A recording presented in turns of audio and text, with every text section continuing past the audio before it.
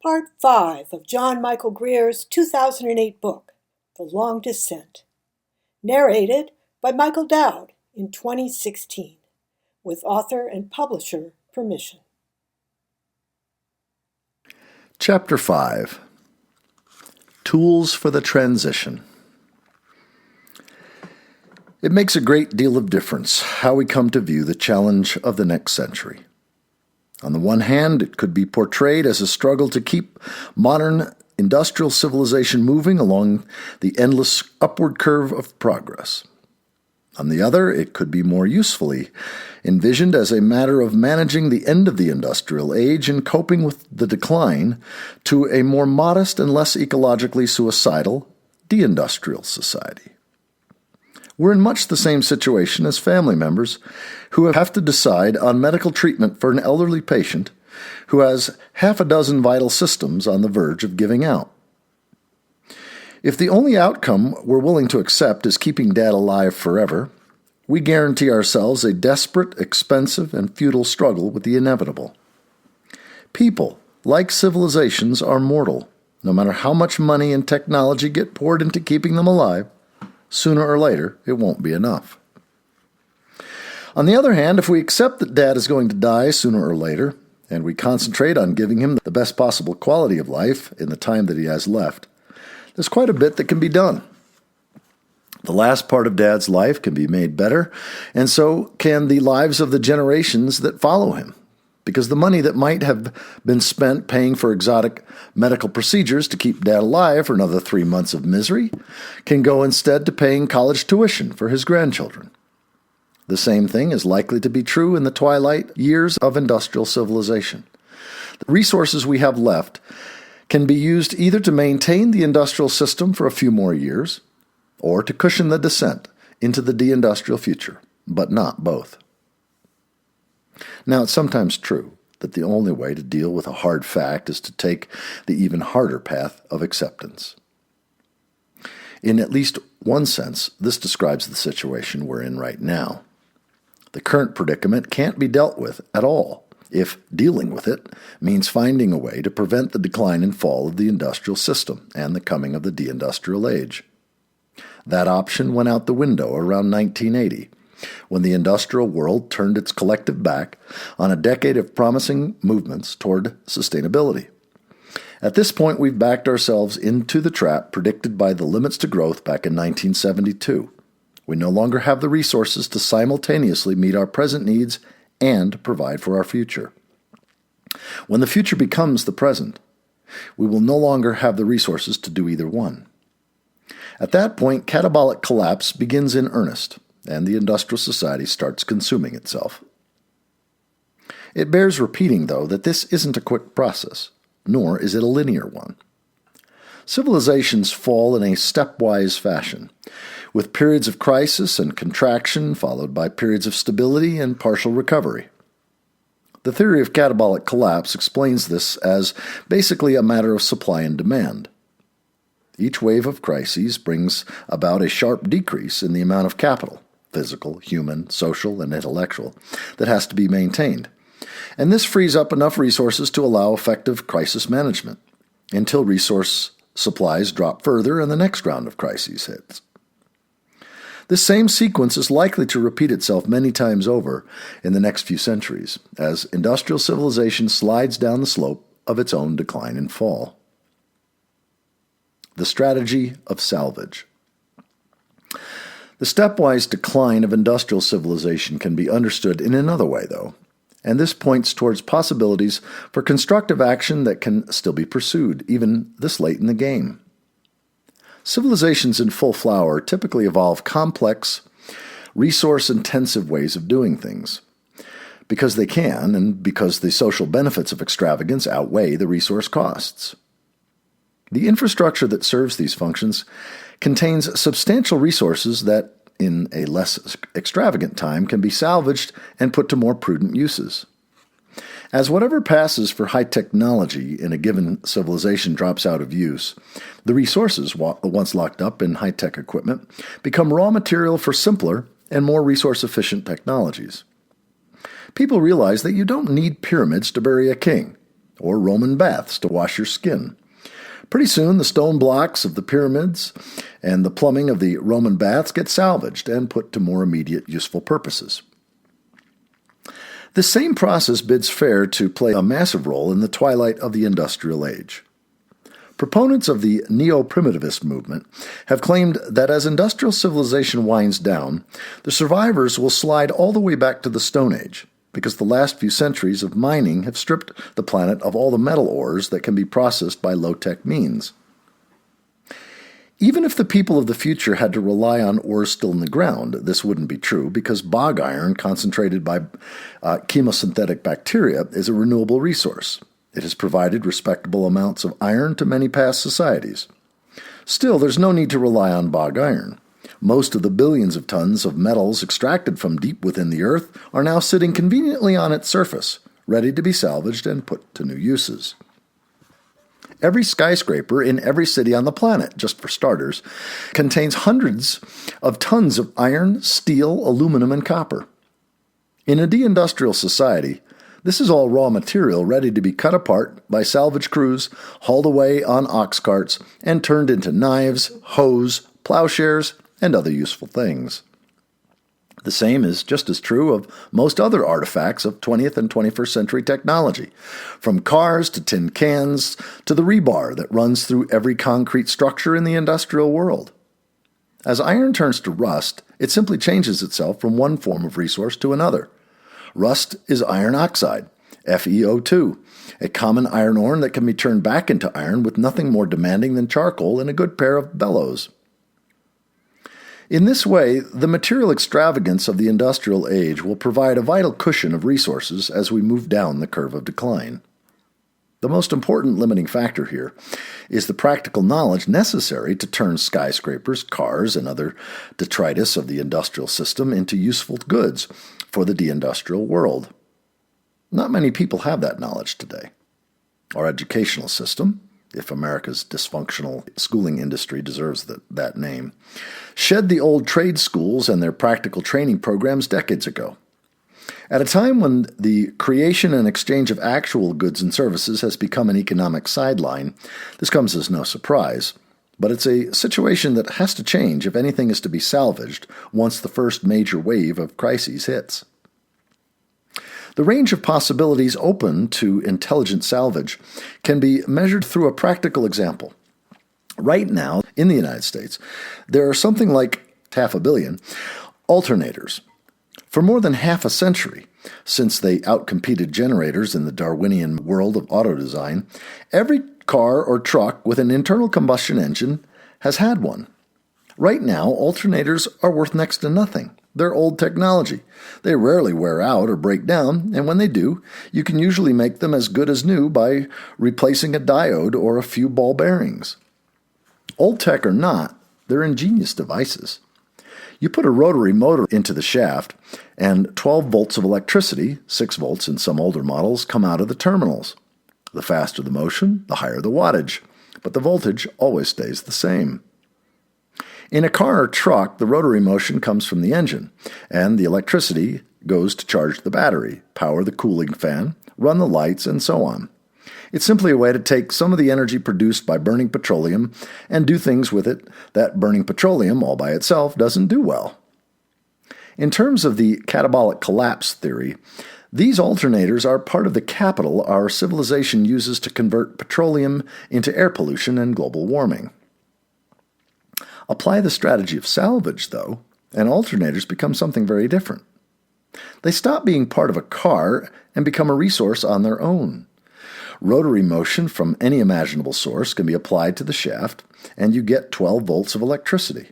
Since there are 500 million alternators in cars, trucks, and junkyards all over North America, and because those cars and trucks are going to lose their value as capital once petroleum becomes too scarce and expensive to waste on individual transport, the cost of alternators is limited to the time and effort needed to gather them, while their value soars. In a salvage economy, each of those 500 million alternators is a potential energy source.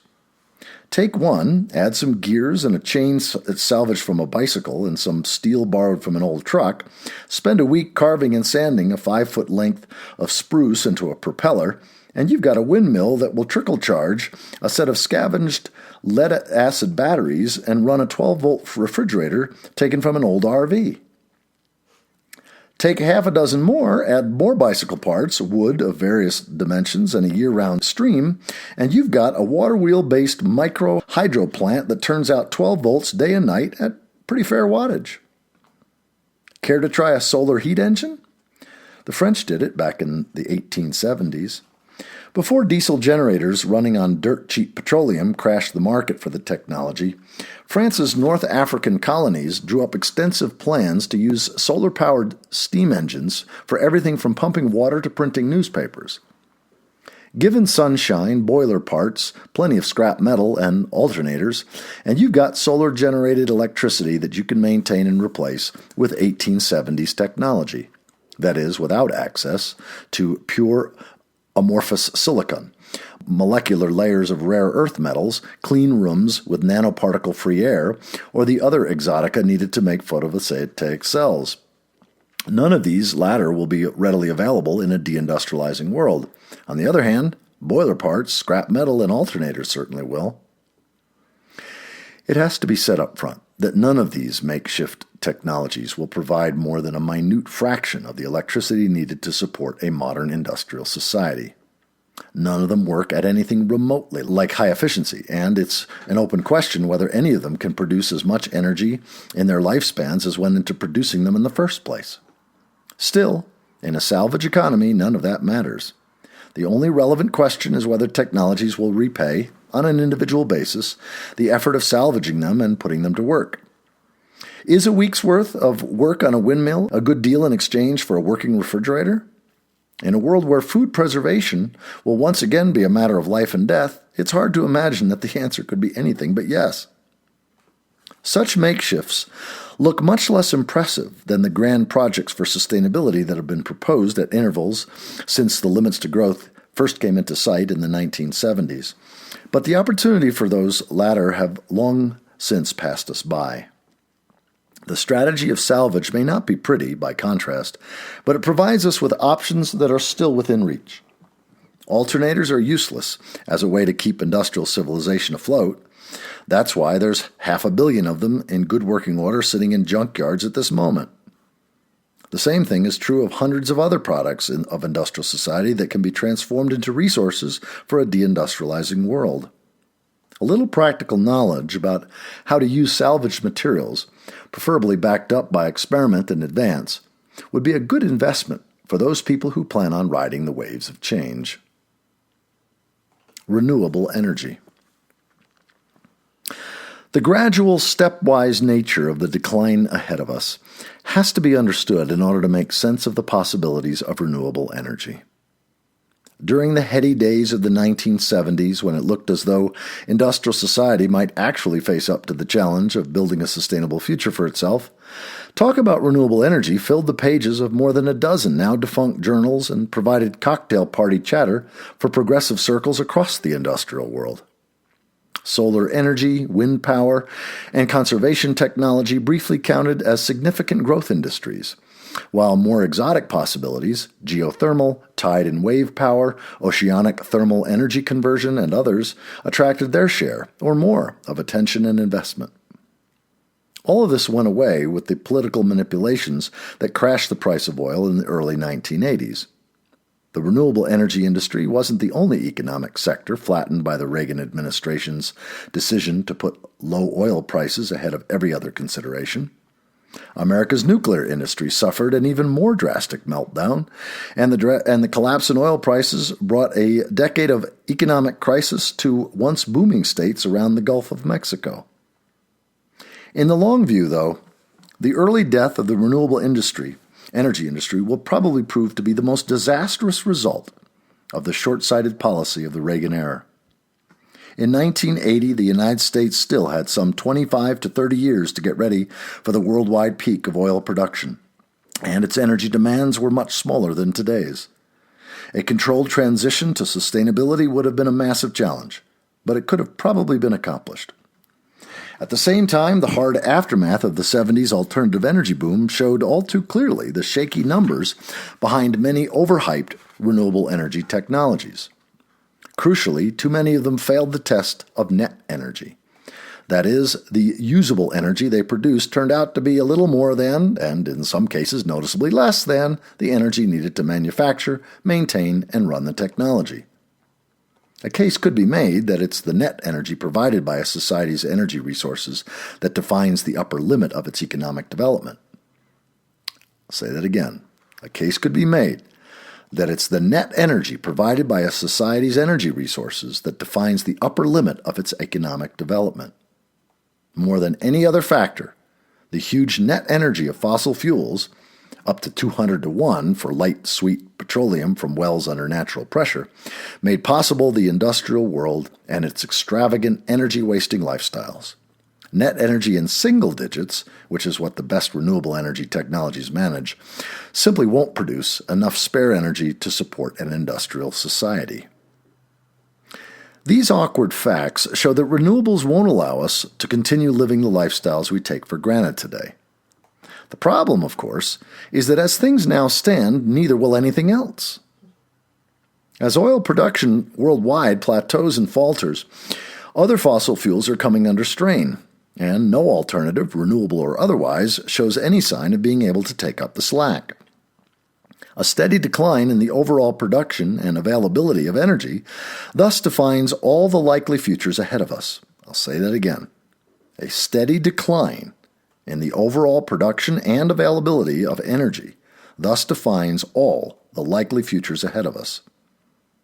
Extrapolate the effects in economic and social terms, and we face what might as well be called the Deindustrial Revolution, a period of wrenching change in which the world's industrial societies give way to subsistence economies dominated by the agricultural sector and powered by sun, wind, water, and muscle. The implied reference to the Industrial Revolution is deliberate, of course. The birth of industrial society in the late 18th and 19th centuries and its global expansion in the 20th catalyzed sweeping changes in almost every dimension of human life, and it left the certainties of previous ages in tatters. It seems likely that the twilight of industrial society will drive equally sweeping effects, overthrowing today's fundamental assumptions just as thoroughly as the coming of fossil fuels overthrew those of earlier modern Europe's agrarian societies. The economics of renewable energy technology, though, takes on a very different and much more positive shape in the context of deindustrialization. This suggestion cuts across much of the conventional wisdom in the peak oil community these days, but at least three factors back it. First, and most obvious, of course, is the fact that even the most drastically deindustrialized society will still need energy. Even hunter-gatherers systematically exploit energy resources, if only in the form of food and firewood. Windmills with a net energy of 5 or 6 to 1 are hopelessly inadequate to power an industrial society. But deindustrial societies with grain to grind, water to pump, and many other uses for mechanical energy will find them just as economically viable as did the agrarian societies of the past.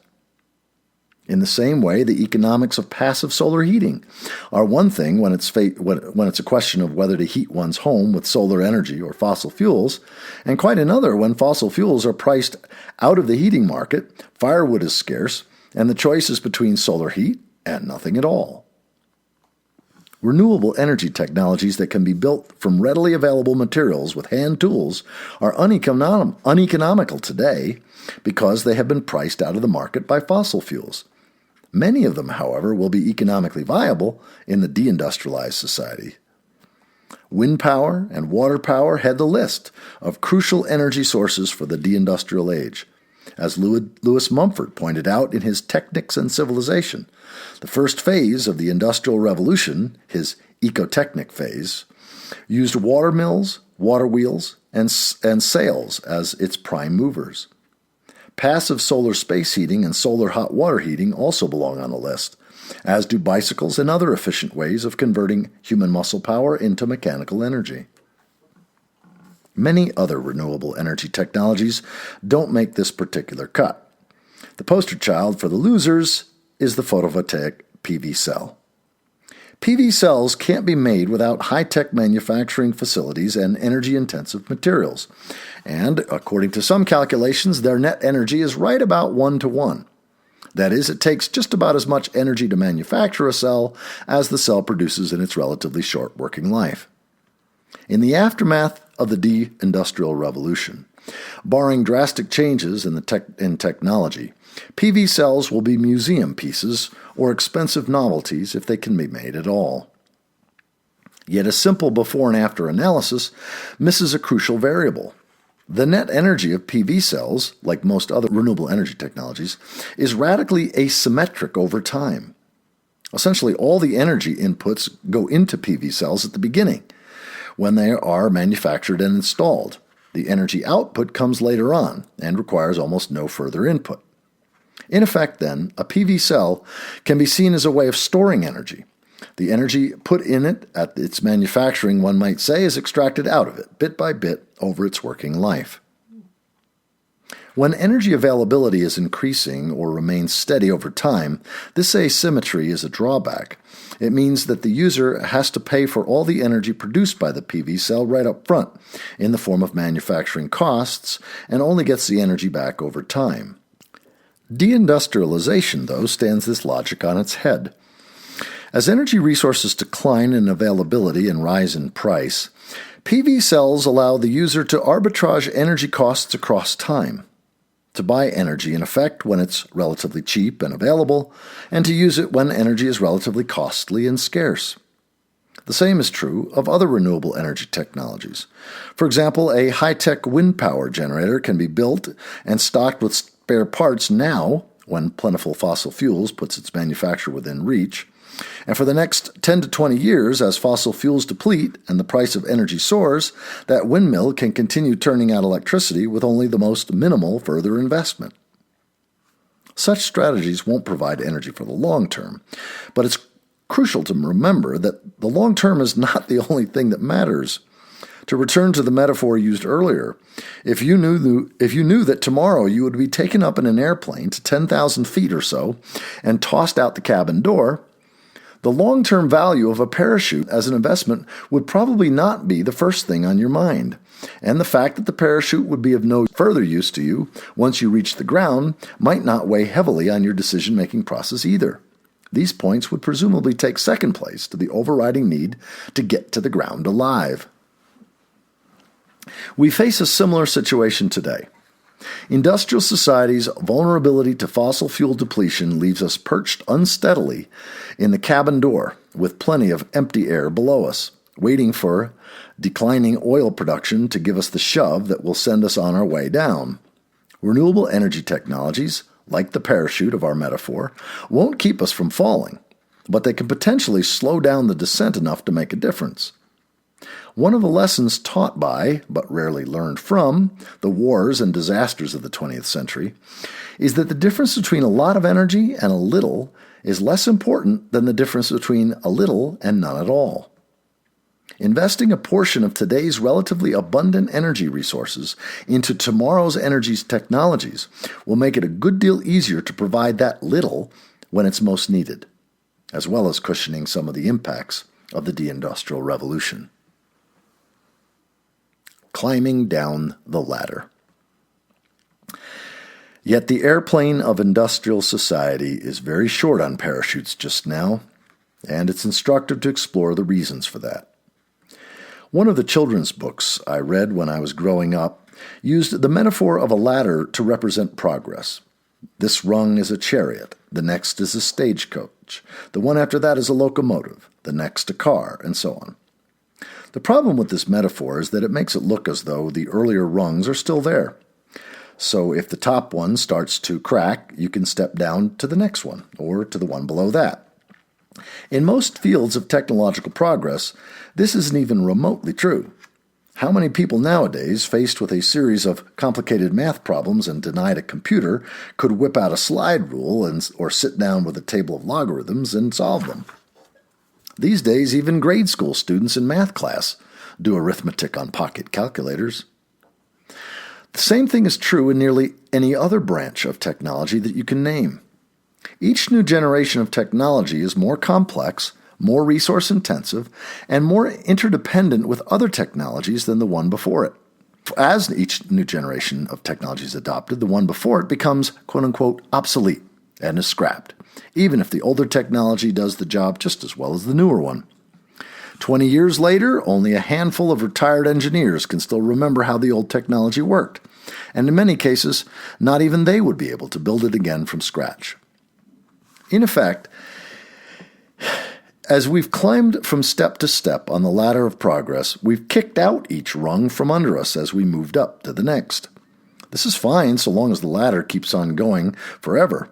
If you reach the top of the ladder unexpectedly, though, you're likely to end up teetering on a single rung with no other means of support. And if, for one reason or another, you can't stay on that one rung, it's a long way down. That's the situation we're in right now, with the rung of high-tech, high-cost, and high-maintenance technology cracking beneath us. In the last few years, fortunately, people have begun to replace a few of the lower rungs. Once again, there are working farmers who use draft animals or their own muscles instead of tractors, and who fertilize the soil with compost and manure instead of petroleum-based chemicals. Once again, there are blacksmiths who make extraordinary things using only hand tools, and there are home brewers who turn out excellent beer with the ordinary kitchen gear and raw materials their great-great-great-grandparents knew well.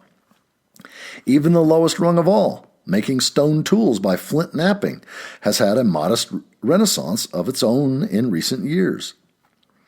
One of the most hopeful features of this side of our predicament is that the revitalization of old technologies can be done successfully by individuals working on their own. It's precisely those technologies that can be built, maintained, and used by individuals that formed the mainstay of the economy in the days before cheap, abundant energy made a global economy seem to make sense. These same technologies, if they're recovered while time and resources still permit, can make use of the abundant salvage of industrial civilization, help cushion the descent into the deindustrial future, and lay foundations for the sustainable cultures that will rise out of the ruins of our age. Another practical example shows how this can work. Some time ago, after mulling over the points just mentioned, I started looking into the options for climbing down the ladder a rung or two in the field of practical mathematics. The slide rule was an obvious starting place.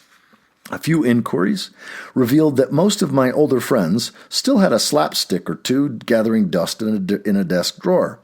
And not long afterward, I found myself being handed a solid aluminum Pickett N903ES slide rule in mint condition.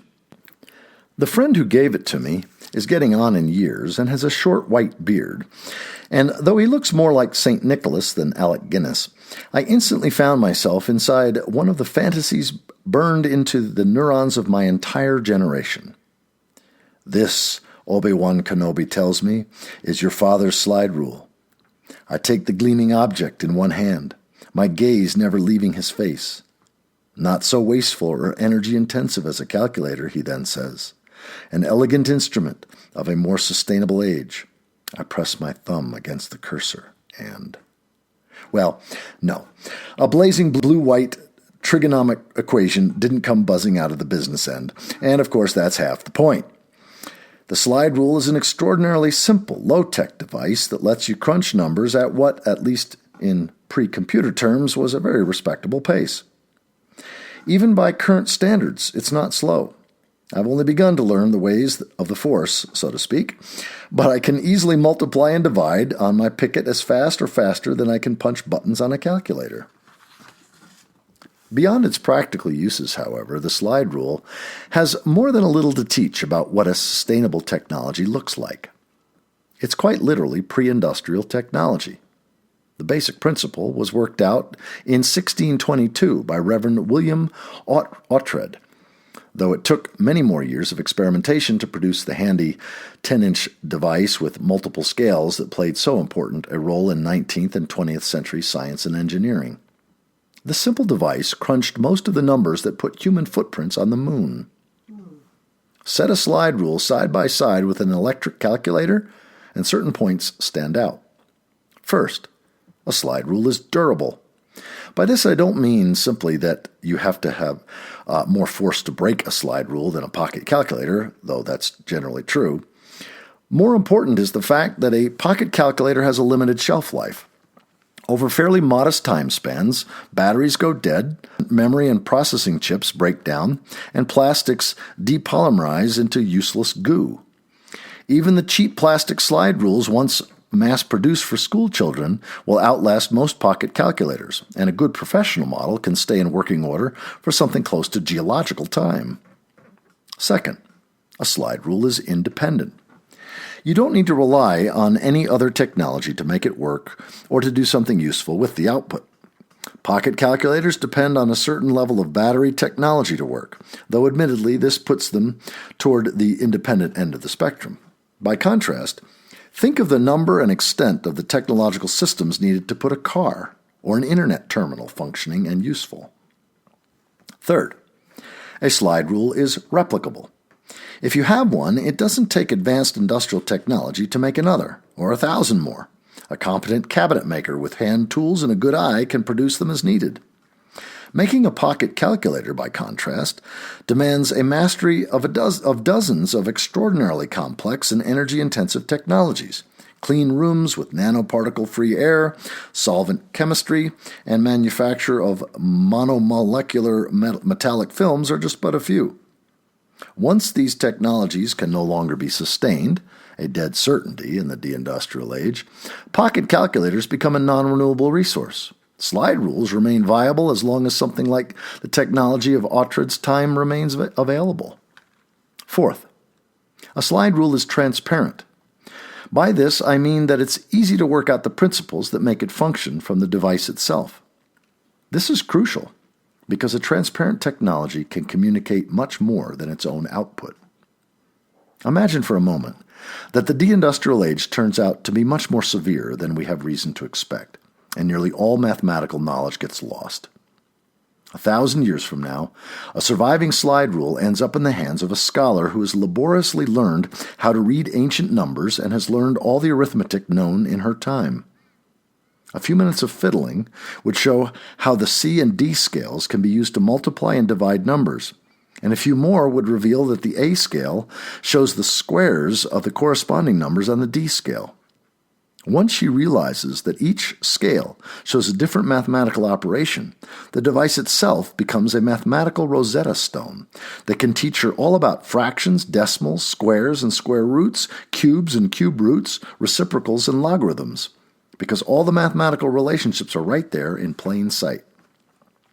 If our imaginary scholar gets an ancient pocket calculator instead, none of this happens, because the algorithms that make a calculator work are hidden away in its circuitry. Even if the thing still works, it's a black box that spits out numbers, and the relationship between the numbers would have to be worked out the hard way by trial and error. For that matter, how would our future scholar realize that a calculator was a calculator rather than, say, a remote control or some other enigmatic ancient relic? Science fiction writer Arthur C. Clarke unknowingly pointed out one of the potential long-term weaknesses of our present technology in his famous third law. Every sufficiently advanced technology is indistinguishable from magic. What makes a technology more or less advanced than another is a subtler question than it may appear at first glance, but Clarke's point remains valid.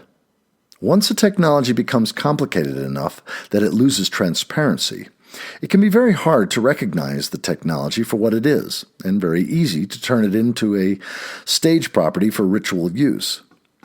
A number of today's technologies have already become ritual props in industrial society's most unacknowledged ceremonial life. And that process could accelerate drastically as education levels decline and technologies become rare.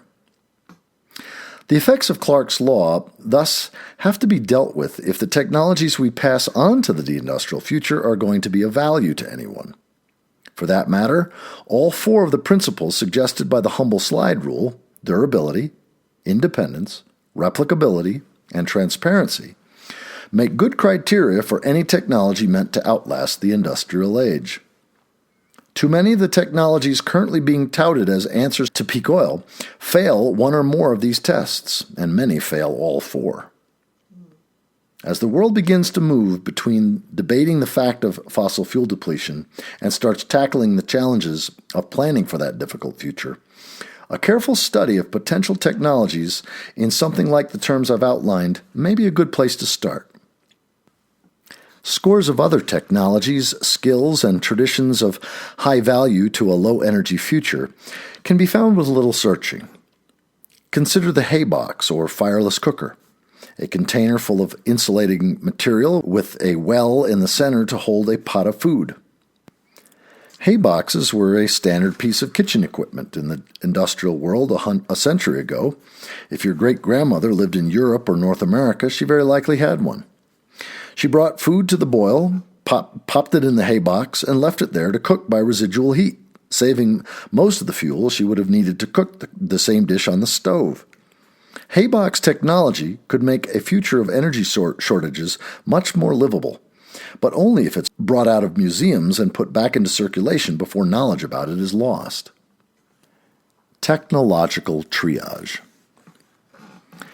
As the previous section suggests, one of the main blind spots that has to be overcome in facing the deindustrial future is the habit of thinking of technology in the singular, as though it's all of one piece. Like so many common mistakes, this one gets its strength from the fact that it's not entirely mistaken. Among the dominant features of the modern industrial society, as Lewis Mumford pointed out, is the way that most technologies depend on other technologies, forming an intricate web of interconnections. One of the most widely cited apocalyptic writers of my teen years, Robert Vacca, V-A-C-C-A, argued in his 1973 book, The Coming Dark Age, that this extreme interdependence would turn out to be the Achilles heel of industrial society. His argument was that too much interconnection among unstable systems would lead to cascading system failures and the collapse of industrial civilization. Although his ideas impressed the likes of Isaac Asimov, who contributed an introduction to the book, in retrospect, it's clear that Vacca was embarrassingly wrong. Like so many others at that time, Vacca put the cart before the horse. The rising tide of interdependence and interconnection he saw moving through the industrial world was a reaction to improvements in information processing, not a force in its own right. And further developments along the same lines, especially the explosive growth in computer technology, proved more than adequate to keep the process moving. Still, Vacca was right to see the web of interconnections that unites today's industrial technology as a critical vulnerability. It's just that the vulnerability comes into play further along the arc of catabolic collapse. Many of today's technologies depend so completely on the support of an intact industrial system that they cannot operate without it. Many more could operate without it, at least in theory, but have been designed in a way that maximizes their dependence on other technologies and will have to be re-engineered in a hurry as the fabric of the industrial system comes apart. A third class of technologies are largely and wholly independent of the system, and will likely carry on without a hitch while industrial society comes apart around them. These three classes of technologies, the wholly dependent, the somewhat dependent, and the independent, have an uncomfortable similarity to the three categories used by battlefield medics in the process known as triage. Triage, the word comes from the French and means trying or testing, is a care rationing process used when the number of wounded overwhelms the people and resources available to treat them. Incoming wounded are sorted into three classes. The first consists of those who will die even if they get care. The second consists of those who will survive even if they receive no care. The third consists of those who will live if they get help but will die without it. In a triage situation, all available resources go into the third category. When the need for care outruns available time and resources, this harsh but necessary logic maximizes the number of survivors. The coming of deindustrial society will require us to approach technologies in much the same way. Technological triage requires more complex judgments than the battlefield variety, however. Not all technologies are of equal value to human survival. It won't do us any good to preserve video game technology, let's say, if by doing so we lose the ability to grow food. Some technologies necessarily depend on other technologies. Firearms, for example, presuppose a certain level of metalworking ability. Finally, technological triage involves 4 categories, not 3. There will be technologies that can't be saved no matter what we do, technologies that are certain to be saved even if we do nothing, and technologies that will be saved if we act and lost if we do not. There will also be technologies that have gone out of existence but could be brought back and put into useful action if action is taken now. Another difference, of course, is that we can begin the triage process on current and past technologies right now, and it's important that this process starts soon. The more work people put into understanding the issues and sorting through potential technologies in advance, the less wasted effort and missed opportunities there are likely to be. In the case of technologies that have to be brought back from the heap of discarded tools our civilizations left behind, starting now, when information, and in many cases working examples of old technologies can still be located, could easily make the difference between success and failure. The differences outlined earlier in this chapter between the slide rule and the pocket calculator offer a starting point for carrying out triage on today's technologies, but more precise issues need to be addressed as well.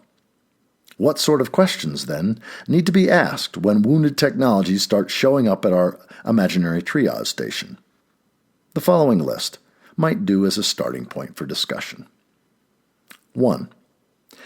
How long can it be fueled and maintained in a deindustrializing world? How long can it be fueled and maintained in a deindustrializing world? The imminence of peak oil makes this point obvious, but there are twists that many people in the peak oil community may not have recognized. Declining production and rising costs of petroleum cut into the supply of lubricants, solvents, and plastics, as well as fuels. And anything that needs any of these things in order to operate must either be adapted for an alternative source or land in history's junkyard. These same factors affect the whole supply chain for fuel, maintenance supplies, and spare parts, among many other things. 2. How long can it be manufactured or replaced in a deindustrializing world? How long can it be manufactured or replaced in a deindustrializing world? This represents a much higher threshold than the previous question, since the capacity to manufacture complex technologies, for example, most of today's digital electronics, will likely be lost sooner than the inputs needed to keep them running. A whole class of technologies, call it legacy tech, falls between the two thresholds. These are machines that can be kept running for years or decades after they can no longer be made. The struggle to control various items of legacy tech may become a fruitful source of conflict as the deindustrial age proceeds down the curve of catabolic collapse. 3. How long will it be useful in a deindustrializing world? How long will it be useful in a deindustrializing world? Many of the technologies we have today aren't useful even now. I defy anyone to give me a meaningful definition of useful that includes, say, dancing mechanical Santa Claus dolls. But many have value only because they provide services to other technologies that will not be viable in an age of limits. When rising fuel costs, for example, bring down the curtain on the age of mass air travel, whole constellations of technologies currently needed to keep airlines and airports running will lose their reason for existence. Unless they have other uses, saving them would be pointless. 4. How long will it take to become useful in a deindustrializing world? How long will it take to become useful in a deindustrializing world? The flip side of question 3 is that many technologies that survive today only as hobbies or museum pieces are likely to become valuable or even essential at some point along the curve of catabolic collapse. Consider the technologies needed to build, rig, and sail square-rigged wooden ships. Right now, they survive only in relic form, preserved by our society's fascination with its own past. But a century or two from now, they could easily become the foundation of maritime trade networks like the ones that linked the continents in 1800. Steps taken now or in the near future to keep this quote-unquote outdated maritime technology viable on the downslope of Hubbard's Peak could pay off big later on. Number 5. How broad a set of human needs and other technologies can be supported by it. How broad a set of human needs and other technologies can be supported by it. Some technologies fill narrow niches. Some fill broad ones. Organic agriculture can be used to produce food, herbal medicines, oil crops for fuels and lubricants, and a dizzying assortment of raw materials for craft and small-scale industry. This puts it in a different category from, say, lens grinding, which can make lenses but not much else. Both have value in their own contexts, but might reasonably be given different priorities in times of resource scarcity. Number 6. How crucial a set of human needs and other technologies can be supported by it. How crucial a set of human needs and other technologies can be supported by it. Some needs and technologies are more important than others. The basic human essentials of food, drink, shelter, and safety outrank most other considerations. Technologies that provide these efficiently belong at the top of the triage list. This is another reason why organic agriculture deserves special attention in sorting our potential technologies for the deindustrial age. It can provide the raw materials for most of the core necessities. Beyond the basics, priority lists differ, as indeed they should. If it's necessary to choose one or the other, is the capacity to print books more or less important than the capacity to treat illnesses that herbs won't cure? Such questions need to be taken seriously as people begin the process of deciding what to save. Number 7. What commitments follow from investing in it? What commitments follow from investing in it? All technologies, without exception, have consequences and entail commitments. By investing in automobile technology nearly to the exhaustion of all other transportation choices, for example, the United States and several of its allies committed themselves to maintaining the flow of cheap, abundant oil at all costs, a commitment that has landed them into a no-win situation in Iraq and made their national interests hostage to centuries-old religious and ethnic quarrels in a dozen different corners of the globe. Few other technologies entail commitments so disastrous, but every choice of technology closes some doors as it opens others. As we consider different models for the deindustrializing societies of the near future and the fully deindustrialized cultures further off, attention to the implied commitments of proposed technologies might keep us out of a variety of blind alleys. All this implies, of course, that technologies exist to meet human needs and not vice versa. The habit of mind that subordinates human values to the needs of technology is one of the strangest outgrowths of the mythic narrative of progress, and it needs to be outgrown as soon as possible. It's crucial to realize that in some cases, when a job doesn't actually need to be done, or when technological means aren't the best way to do it, the best technology for the purpose is no technology at all. We'll return to this theme in the last chapter of the book. Feeding the deindustrial future. One conclusion that follows from these points is that the technological advances we consider most important today may not get the same rating from future generations. Ask people today what they think is the greatest scientific achievement of the 20th century, and the answers will likely focus on the Apollo moon landing, computer technology, the discovery of the genetic code, or what have you. Past ages, though, were notoriously bad judges of the relative importance of the legacies they've left to the future. In the Middle Ages, for example, scholastic theology was thought to be the crowning achievement of the human mind. On the other hand, Gothic cathedrals, the spectacular technological advances chronicled by Jean Gimpel in The Medieval Machine, and the English feudal laws that evolved into parliamentary government and trial by jury were considered minor matters. Today, nobody outside the University of Chicago and a few conservative Catholic colleges pays the least attention to scholasticism, while Gothic architecture still shapes how we think of space and light, A good half of the machinery that surrounds us every day runs on principles evolved by the inventors of the clock and the windmill.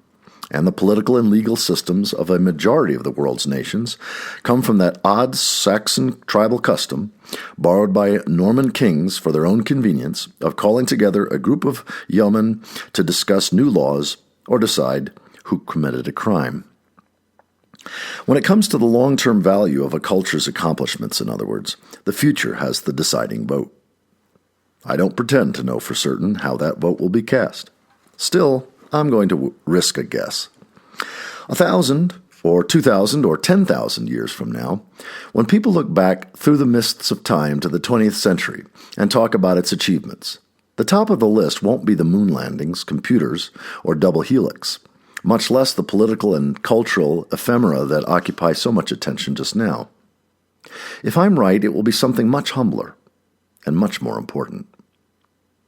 In the first decades of the 20th century, Albert Howard, an English agronomist working in India, began experimenting with farming methods that focused on the health of the soil and its natural cycles. Much of his inspiration came from traditional farming practices used in India, China, and Japan, and had maintained and even improved soil fertility for centuries or millennia. Howard fused these practices with Western scientific agronomy, as well as the results of his own experiments, to create the first modern organic agriculture. Later researchers, notably Alan Chadwick in England and John Jevons in America, combined Howard's discoveries with methods of intensive gardening developed in France not long before Howard began his work. Combining the results with the biodynamic system developed in the 1920s by Austrian philosopher Rudolf Steiner, Chadwick and Jevons developed the system that is now the current state-of-the-art in organic intensive farming. The result of their work is potentially a revolution in humanity's relationship to the land and the biosphere, as drastic as original agricultural revolution itself. I'm going to repeat that again. The results of their work is potentially a revolution in humanity's relationship to the land and the biosphere, as dramatic as the original agricultural revolution itself. To begin with, the new organic methods are astonishingly productive. Using them, it's possible to grow a spare but adequate vegetarian diet for one person on 1,000 square feet of soil. For those of you with math phobia, that's a patch of dirt 20 feet by 50 feet, about the size of a small urban backyard, 1/45th of a football field, or a bit less than 1/43rd of an acre. Not much, in other words. These yields require no fossil fuels, no chemical fertilizers or pesticides, and no soil additives other than compost made from vegetable waste and human manure. Hand tools powered by human muscle are the only technological requirements. And yet organic methods of intensive production get yields per acre significantly higher than you can get with tractors and pesticides. What makes organic farming even more of an achievement is that these yields are sustainable indefinitely. The core concept of organic agriculture is that healthy soil makes a healthy farm. Instead of treating soil like a sponge that needs to be filled with chemical nutrients, the organic method treats it as an ecosystem that will provide everything plants need so long as it's kept in balance. The insect pests and disease plants that give conventional farmers so much trouble can be managed by fine-tuning the soil ecosystem, changing the timing and mix of plants, and introducing natural predators. Name any organism you need to get rid of, and there's another organism that wants to eat it for you. Where conventional farming depletes the soil, requires heavier applications of fertilizer and pesticide every season, organic methods produce improved soil, increased yields, and decreased pest problems year after year. The third factor that makes today's organic methods revolutionary is their portability. Many traditional cultures around the world have worked out farming methods that are sustainable over the long term, but nearly all of these depend on specific environmental conditions and plant varieties. The growing methods practiced by the New Guinea highlands, for example, are brilliantly adapted to their native ecosystem and produce impressive yields, but they only work for the specific mix of food crops, weather and soil conditions, and ecological factors found where they evolved. Intensive organic farming, by contrast, was developed simultaneously in the very different ecosystems of England and Northern California, and it has been put to use successfully in temperate, semi-arid, and semi-tropical environments around the world. Like everything natural, it has its limits, but some 80% of the world's population lives in areas where it can be practiced. Some people at the apocalyptic end of the peak oil community have argued that starvation and mass die-off will ensue when today's petroleum-fueled agricultural system grinds to a halt and nothing takes its place. This is a good example of what I've called the Y2K fallacy, because at least part of the solution is already in place. Rising prices of petroleum products and fertilizers, most of which are manufactured from natural gas, have already started to price chemical agriculture out of the market. At the same time, organic crops command premium prices. One unsurprising result has been the rapid spread of organic agriculture in most of the world's industrial nations. In the United States alone, more than 4 million acres were newly certified for organic production in 2005, a figure up more than 1 million acres from the year before. Editor's note, as of the reading of this book, 2016, this has continued to increase almost exponentially. The next round of energy crises may well see the chemical model of agriculture abandoned wholesale because organic methods can produce equal or better yields for less money, an equation even the most conservative farmer can understand. The rise of organic agriculture suggests that in America, at least, the great agricultural challenge of the next century or so may not be producing food, but rather getting it to people who need it. Very large cities may become difficult places to live in as the deindustrial age kicks into gear, precisely because there isn't enough farmland within easy transport range to feed their populations. On the other hand, most North American cities of 500,000 or less are close to agricultural land that could, in a pinch, be used to grow food intensively and feed the smaller population that will remain as declining public health takes its toll. What's needed is the framework of a distribution system around which this can take shape. The good news is that this framework already exists. It's called the farmers' market movement.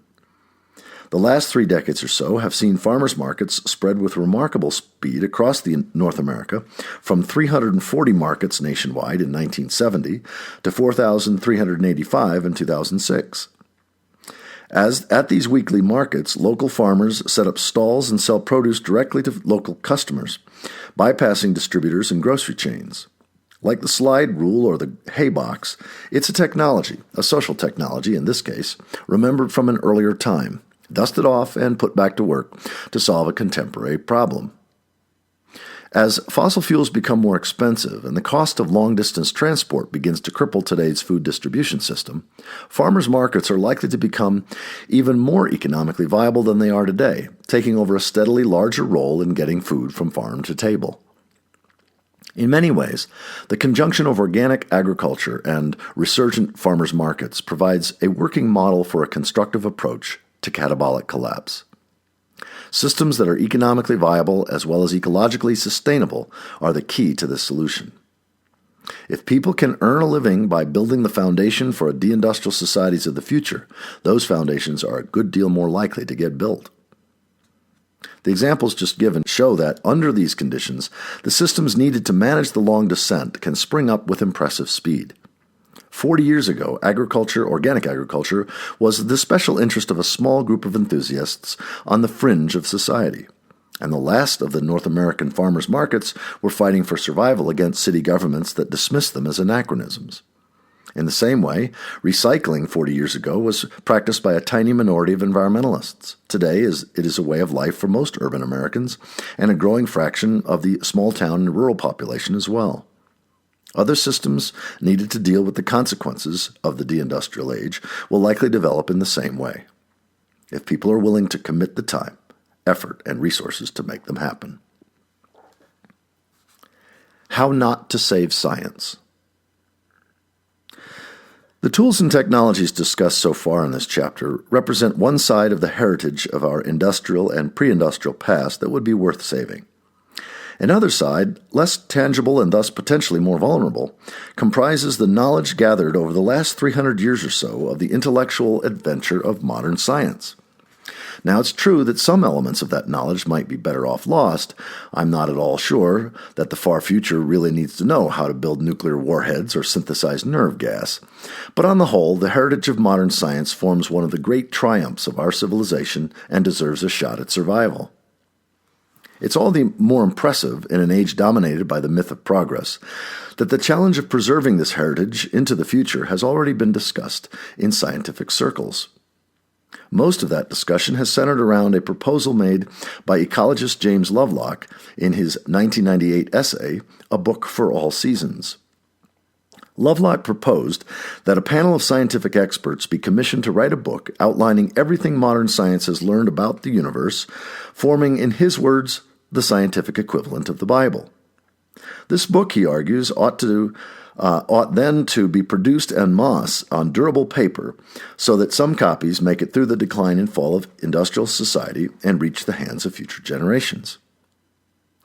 It's hard to think of a better proof that most scientists don't learn enough about the history of their own disciplines, or a better piece of evidence that they need to. A book of the sort Lovelock proposes would be a disaster for science. I don't simply present this claim as a matter of opinion. The experiment has been tried before, and the results were, to put it mildly, not good. In the twilight years of the Roman civilization in Western Europe, as the old institutions of classical learning were giving way to the Dark Ages, Isidore of Seville, 560 to 636, a Christian bishop and theologian in Spain, who was recently named by the Vatican as a patron saint of the Internet, compiled a book along the same lines as the one Lovelock envisioned. Titled Etymologies, it was the world's first encyclopedia, a summary of what Isidore's contemporaries defined as useful knowledge, and it was a huge success by the standards of the time. The most popular general reference work in medieval libraries, it was still so widely respected when printing became available that it saw 10 print editions between 1470 and 1530. During the Dark Ages, the Etymologie served a useful purpose as a compendium of general knowledge. Over the longer term, though, its effects were far less positive. Because Isidore's book quickly came to be seen as the be-all and end-all of learning, other books, many of which would have been much more useful to the renaissance of learning that spread through Europe after the turn of the millennium, the others were allowed to decay or had their parchment pages recycled to produce more copies of the Etymologie. Worse, the reverence given to Isidore's work gave a great deal of momentum to the medieval belief that the best way to learn about nature was to look something up in an old book. That same reverence came to be applied to the works of Aristotle and other Greek classics after they were translated from Arabic beginning in the 12th century. The resulting conviction that scientific research ought to consist of quoting passages from ancient authorities succeeded in hamstringing natural science for centuries. It took the social convulsions of the 16th and 17th centuries to finally break Aristotle's iron grip on scientific thought in the Western world and make it acceptable for people to learn from nature directly. Michael Dowd is referring to this as idolatry of the written word. This could all too easily happen with Lovelock's scientific equivalent of the Bible. Like Isidore's encyclopedia, a modern compendium of scientific theories about the world would inevitably contain inaccurate information. Today's scientists are no more omniscient than those of 50 years ago, when continental drift was still considered a crackpot pseudoscience, or 110 years ago, when Einstein and the quantum physicists hadn't yet proved that the absolute space and uniform time of Newtonian cosmology were as imaginary as Oz.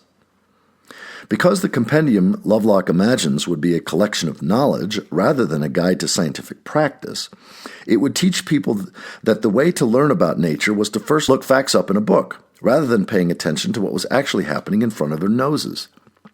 And it might well ensure that, in a time that had limited resources for the preservation of books, copies of a book of scientific doctrines could be preserved at the expense of, say, the last remaining copies of Newton's Principia Mathematica, Darwin's The Origin of Species, or some other scientific classic that would offer much more to the future. A book of scientific doctrines of the sort Lovelock proposes could also ensure that most important dimensions of science itself would be lost.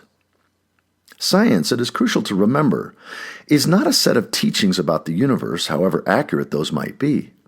At its core, science is a system of practical logic a set of working rules that allow hypotheses to be tested against experience so that they can be discarded if they're false.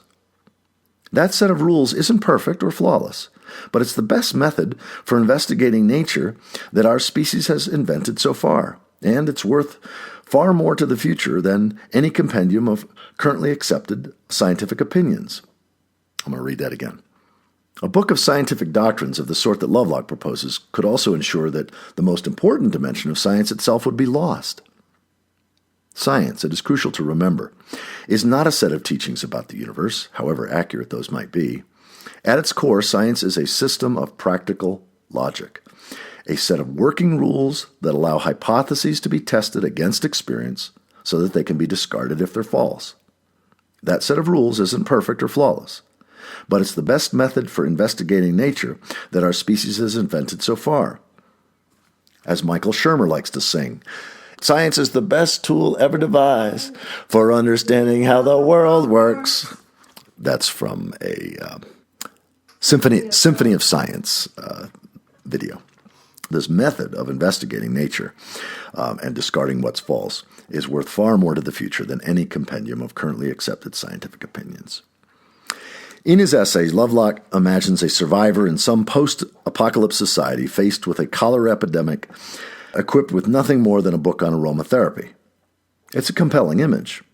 What, though, if the survival has to deal with a new disease, one that hasn't yet jumped to human beings from its original animal host, let's say, or an old disease that has mutated into a new form? What if the antibiotics and treatments we use today have become useless due to the spread of antibiotic resistance in microbes? A textbook focusing on existing knowledge circa 2008 might not offer much help. Nature is constantly changing. Science as a method of inquiry can keep track of those changes. Science as a set of doctrines can't. A book that might actually succeed in saving science for the future would be a very different book from the one Lovelock has envisioned.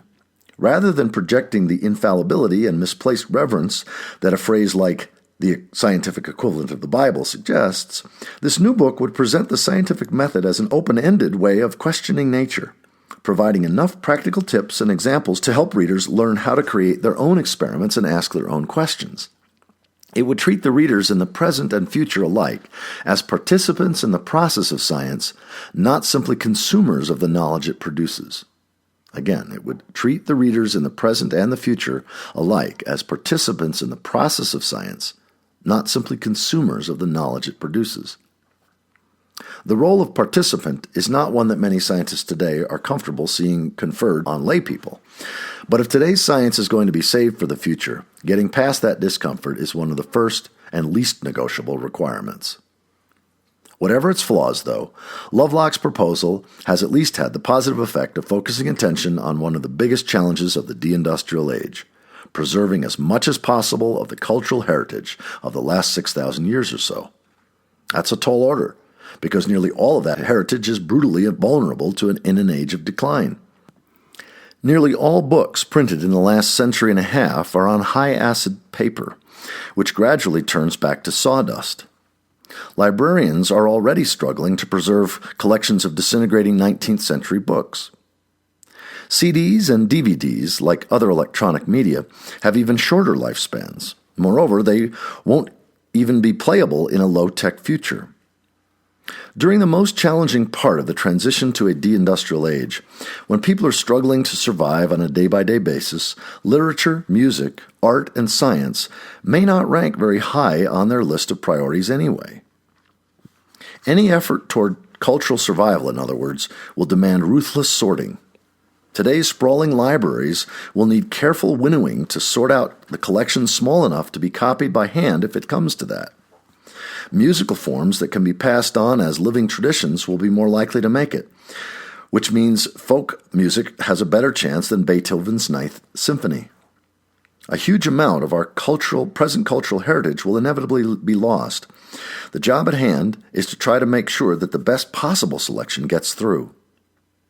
Those cultural, artistic, and spiritual traditions that will be sustainable and relevant in a future of modest energy supplies and limited resources belong at the top of the list of what to save. These traditions will be crucial during the crisis periods of the catabolic collapse process, when they will provide desperately needed balance to the grim realities of a disintegrating society. They will be even more critical in the long term. Just as the creative minds of the early Middle Ages drew much of their inspiration from the classical poetry and philosophy that had been preserved by Irish monks through the worst of the intervening years, cultural legacies handed down over the decades and centuries to come will form crucial parts of the inheritance on which our successor societies will build. Building tomorrow's societies. One core concept that has to be grasped to make any use of the possibilities mentioned in this chapter, however, is the rule that the community, not the individual, is the basic unit of human survival. I'll say that again. One core concept that has to be grasped to make use of any of the possibilities mentioned in this chapter is the rule that the community, not the individual, is the basic unit of human survival. History shows that local communities can flourish while empires fall around them. The Chinese towns and villages mentioned earlier in this book have remained viable while dynasties rose and fell, and they have countless parallels around the world. Any attempt to bring today's local communities through the approaching crises, however, depends on having viable communities in the first place, and viable communities are in short supply just now. The reason for this shortage deserves discussion. In the second half of the 20th century, most of the industrial world abandoned modes of social organization based on local communities in favor of mass society. Most of the fragmented communities that remain depend on mass society not only for economic survival, but for the subtler but equally important support that comes from common goals and worldviews. Many of the social changes that have made viable communities scarce will have to be undone in a hurry, so that local society can survive and flourish as the larger systems of society disintegrate. The rebuilding of civil society in the industrial world has already begun, but it faces many challenges. At least 3 factors in short supply need to be brought online for communities to have a good chance at survival in the deindustrial world of the near future. 1. A community needs local organizations. 2. A community needs a core of people who know how to do without fossil fuel inputs. And 3, a community needs to be able to meet basic human requirements. Take these one at a time. 1. A community needs local organizations. Our present culture here in North America has discarded most of the local organizations it once had in favor of a mass society where individuals deal directly with huge government and corporate institutions. This has to be reversed. Some recent moves toward reinvigorating civil society has been made, and these are a step in the right direction, but much more needs to be done. One often neglected but useful resource mentioned earlier in this book consists of the old fraternal orders, the Masons, the Oddfellows, the Grange, and so on, which once included in their membership more than 50% of all adult North Americans. Many of these organizations still exist, and they're far less exclusive than people outside them tend to think. Joining such an organization or some other local community group and helping to revive local civil society is a crucial step that will provide your community with an essential network of cooperation and mutual aid in difficult times. 2. A community needs a core of people who know how to do without fossil fuel inputs. An astonishing number of people, especially in the educated middle class, have no practical skills whatsoever when it comes to growing and preparing food, making clothing, and providing other basic necessities. An equally astonishing number are unable to travel more than a mile or two by any means that don't involve burning fossil fuels. And how many people in the developed world can light a fire without matches or a lighter? Survival skills such as organic gardening, low-tech medicine, basic handcrafts, and the like need to be learned and practiced now while there's still time to do so. Similarly, those people who cut their fossil fuel consumption drastically now, for example, by getting rid of their cars or by using public transit or bicycles for commuting, will be better prepared for the inevitable shortages.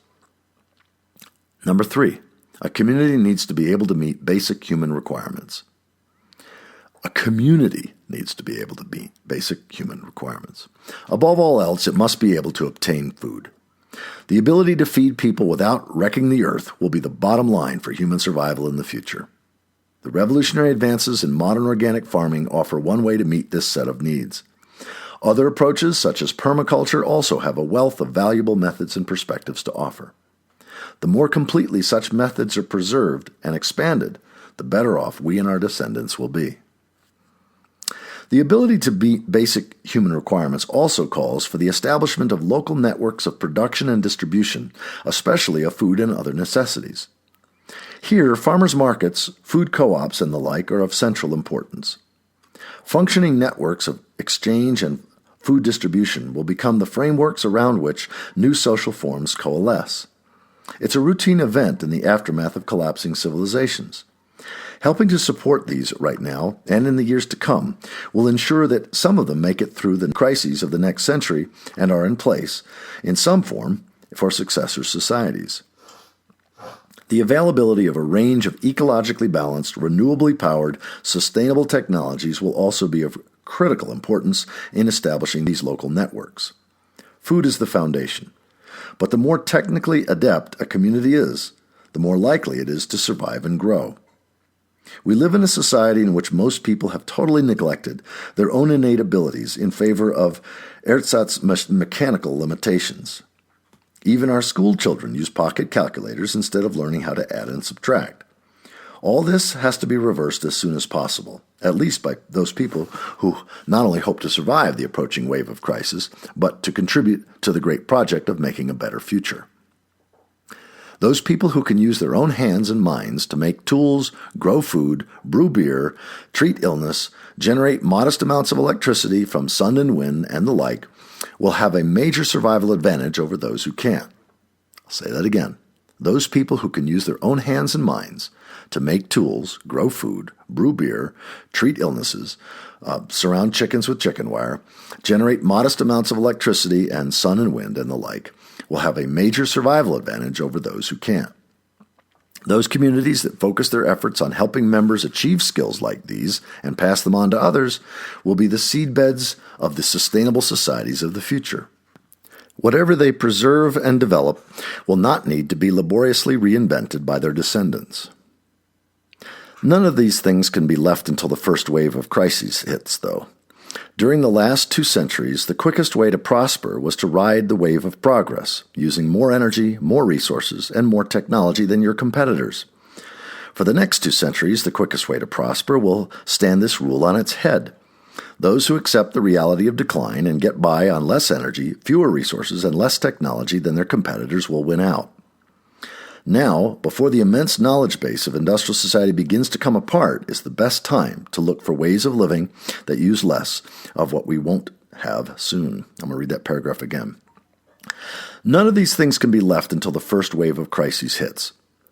During the last 2 centuries, the quickest way to prosper was to ride the wave of progress, using more energy, more resources, and more technology than your competitors.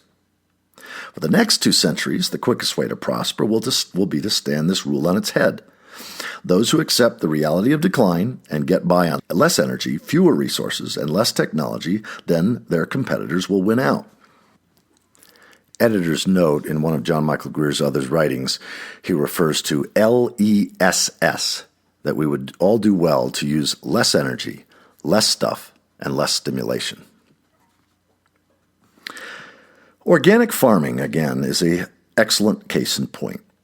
The extraordinarily effective methods used by today's organic farmers may turn out to be our civilization's greatest gift to the future, but only if they survive the approaching age of decline.